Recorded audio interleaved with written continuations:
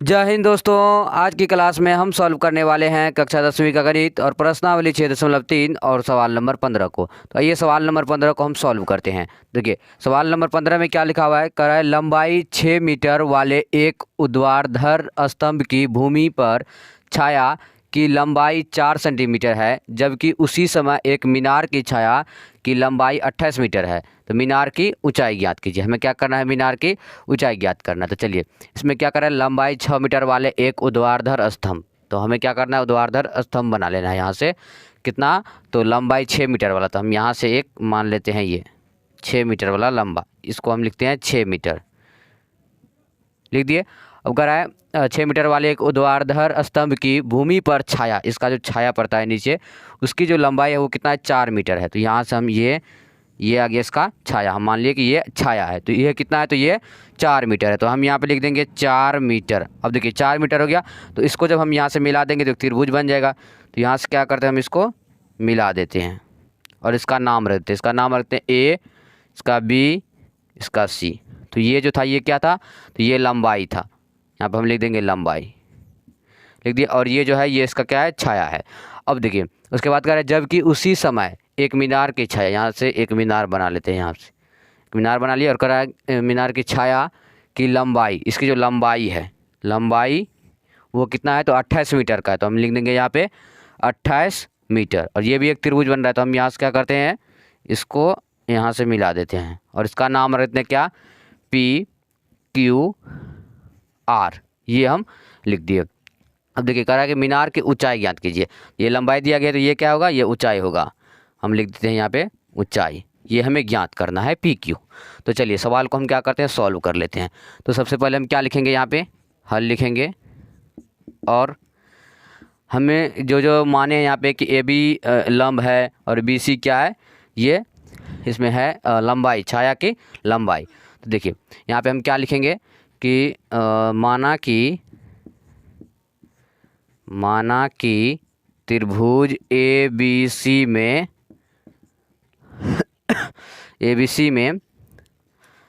क्या लिखेंगे, ऊर्ध्वाधर स्तंभ की लंबाई कितना हम मान लिए, इसका लंबाई हम मान लिए 6 मीटर है, लेकिन लंबाई किसको बोलेंगे, तो ए बी को बोलेंगे। लंबाई ए बी तथा उसकी छाया, लंबाई को ए बी हम मान लिए और उसकी जो छाया है उसको क्या मान लिए, बी सी। तो यहाँ पे लिखेंगे बी सी है, लिख दिए। ये त्रिभुज ए बी सी में है।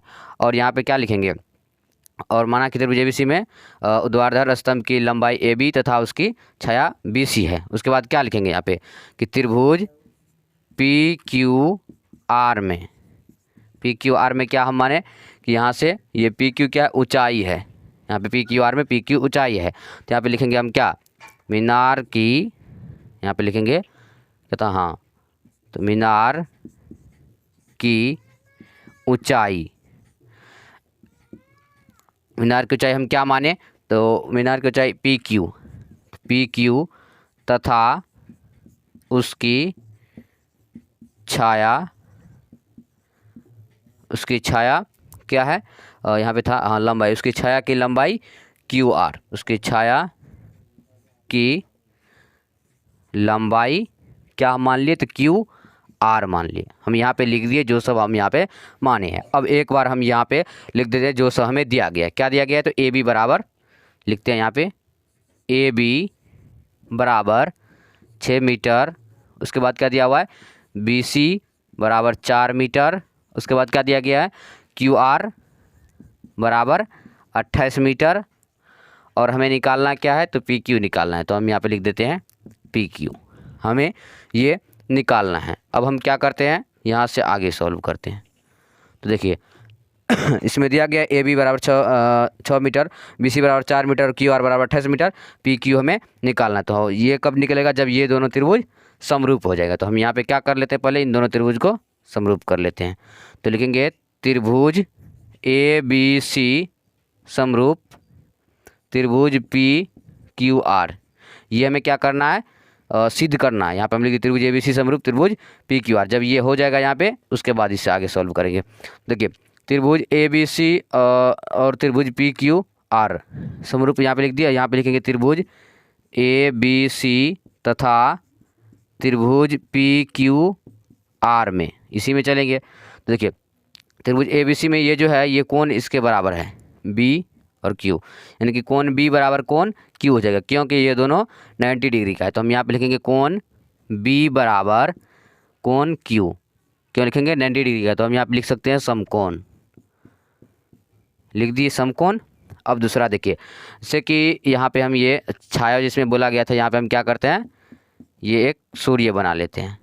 क्या है ये, तो सूर्य लिख दिए। अब देखिए यहाँ से जब छाया यह सूर्य है यहाँ पे, और यहाँ पर जो छाया इसका आएगा, ये जो है यहाँ पे खड़ा स्तंभ, इसका जो लंबाई है ये कितना है, 4 मीटर है। तो यहाँ से ये कोण C पे आ जाएगा इसका छाया, और यहाँ पर भी ये सूर्य अगर यहाँ पर भी रहेगा तो इसका कोण R हो जाएगा। मतलब ये भी इसका छाया C आ रहा है, इसका छाया R आ रहा है, यानी कि कोण C बराबर कोण R हो जाएगा। तो यहाँ पे हम लिख देंगे कोण C बराबर कोण R, और कोष्ठ में क्या लिखेंगे कि छाया की लंबाई, लिखेंगे छाया की लंबाई,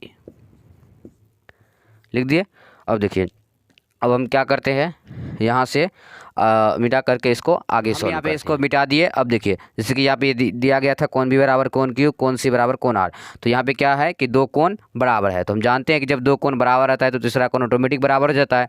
तो हम यहाँ पे क्या लिखेंगे, लिखेंगे A यानी कोण कोण कोण समरूपता, लिखेंगे समरूपता कसौटी से,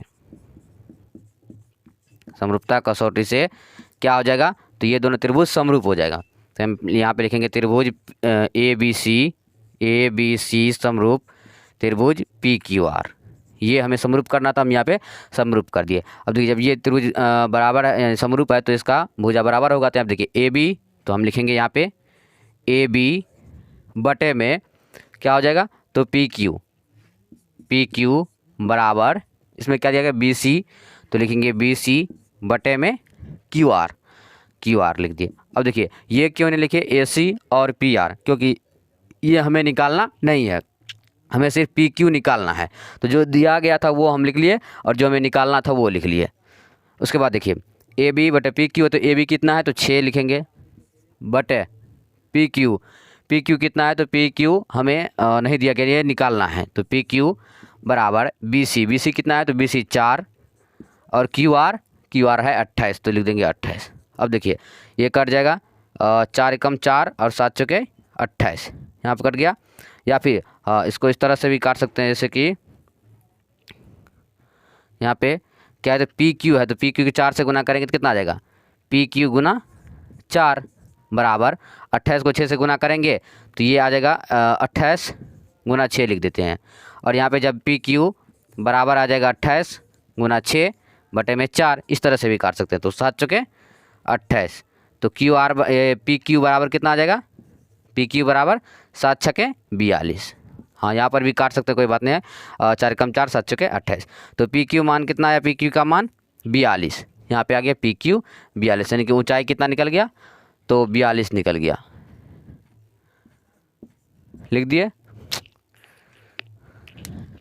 यहाँ से PQ का मान कितना लिखना है, 42, तो हम यहाँ पे लिख देते हैं 42। अब देखिए PQ मतलब ऊंचाई, तो हम यहाँ पे लिख देंगे ऊंचाई निकालना था, ऊंचाई निकल गया 42, हम यहाँ पे लिख दिए। तो देखिए ये सॉल्व करना था, हमें ऊंचाई ज्ञात करना था, हम ऊंचाई यहाँ पे निकाल दिए, 42 इसका आंसर है। या फिर यहाँ पे लिख सकते हैं 42 मीटर लिख सकते हैं। तो देखिए हम क्या प्रश्नावली 6.3 का सवाल नंबर 15 को सॉल्व कर दिए। और आज के लिए बस इतना ही। अब अगले दिन अगले क्लास साथ मिलेंगे, तब तक के लिए जय हिंद, वंदे मातरम।